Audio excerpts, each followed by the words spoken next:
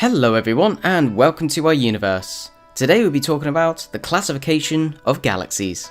So there are obviously a lot of galaxies in our universe, but how exactly do we understand them, and can we put them into quite an ordered state? This is where the classification of galaxies comes into play.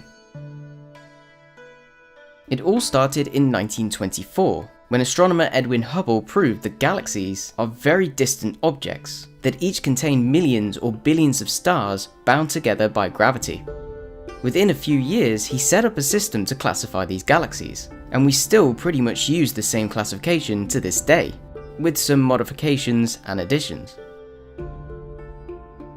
So the Hubble system is basically divided into three categories. We've got the elliptical galaxies, which are relatively featureless spherical. The other one is the spiral galaxies, and these have very distinctive arms that spiral out from their centers. And finally, we have the irregular galaxies. This is basically any other galaxy that doesn't seem to fit into the ellipticals or spirals. So elliptical galaxies are marked with the letter E, and these galaxies can be subdivided depending on how round they appear. So therefore, a number is added to the E from 0 to 7. A completely round elliptical galaxy is known as E0, and a more flattened galaxy, but still has round features, is known as an E7 galaxy. So these are the two extremes of elliptical galaxies. Spiral galaxies, on the other hand, are divided into two main types: regular spirals, which are denoted with the letter S, and the barred spiral galaxies, which are marked SB. The regular spirals basically have arms that spiral inwards into the galactic center, whereas the barred spirals seem to have a bar shape in the center, and from this the arms seem to extend out. About 2/3 of all spiral galaxies have some kind of bar, and of course our Milky Way galaxy could as well be a barred spiral galaxy. Astronomers have seen a bar-like structure in the galactic center. Both regular and barred spiral galaxies are basically defined by a spherical bulge of stars at their center, and this is then surrounded by a thin rotating disk of stars that contain many spiral arms. And just like the ellipticals, the spiral galaxies, both regular and barred spirals, are subdivided into more categories. This depends on how tightly wound the spiral arms are. In SA galaxies, the spiral arms are tightly wound around the central bulge, whereas the SC galaxies have arms that are quite loose around the central bulge, and therefore are less prominent. The barred spiral galaxies are known as SBA, SBB, and SBC, and these are basically put in the same type of category, but these are just simply galaxies with a central bar. Irregular galaxies have no subdivisions. These are basically galaxies that have the characteristics of spirals and ellipticals. These basically show a large central bulge and a disk, but have no obvious dust lanes or spiral structure. Galaxies, of course, come in all shapes and sizes, and it is very hard to tell how large a galaxy is based solely on its photograph. For example, a very large galaxy that is also very distant can look the same size as a much smaller galaxy that is very nearby. So therefore, you have to know a galaxy's distance to know the galaxy's size.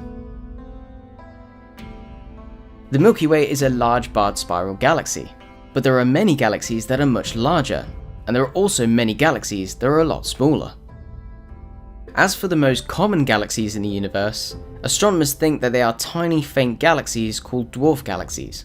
The combined mass of all these dwarf galaxies in the known universe exceeds the mass of all the large galaxies taken together.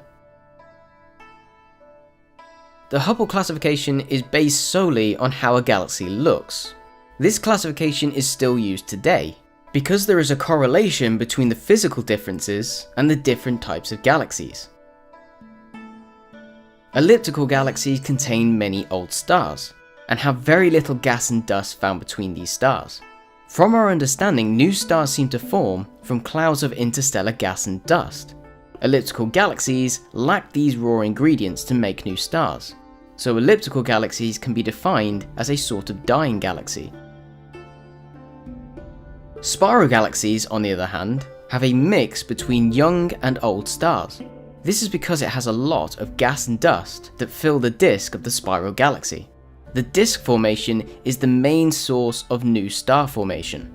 These seem to have the rich ingredients of continuously creating new stars, so the spiral galaxies can be known as the younger and fresher galaxies. Irregular galaxies are simply more chaotic. They can often be very bright, they can have young stars, and therefore they have recent bursts of star formation. But again, irregular galaxies can just be known as a galaxy that isn't quite spiral, but isn't quite elliptical. This classification also gives us a great insight into how the galaxies formed. For many years, astronomers basically thought that a galaxy looked that way simply because they were born that way. Astronomers have now learnt that galaxies can change their appearance over time. This is usually a result of interactions, collisions, and mergers between galaxies. These interactions between galaxies cause great star formation. They also evolve the shape and characteristics of the galaxies themselves, and this is known as galactic evolution. Galactic evolution can turn one type of galaxy into another type. Mergers and collisions often stimulate these bursts of star formation, and as a result, many irregular galaxies are thought to be a result of galactic interactions. These collisions alter the overall appearance of galaxies. But even though these galaxies are merging together, the stars themselves will not collide, but they can change their galactic orbits. This is like merging two oceans together and expecting two ships to hit each other. The chances of it happening is basically zero.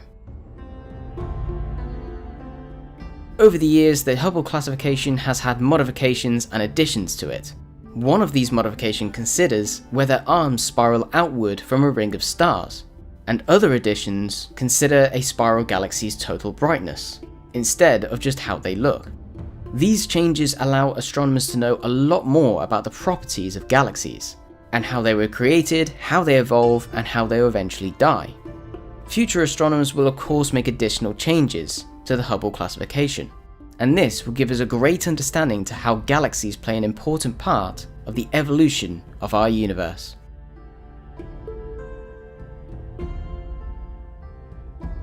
So, I hope that's given you a great insight into the classification of galaxies. And of course, if you want to know any more about galaxies or the Hubble classification, I'll put some links in the description below. And as always, if you've enjoyed the video, click the like button, and if you want to support the channel, click subscribe and support our Patreon page. Thank you for watching, and thank you for your support.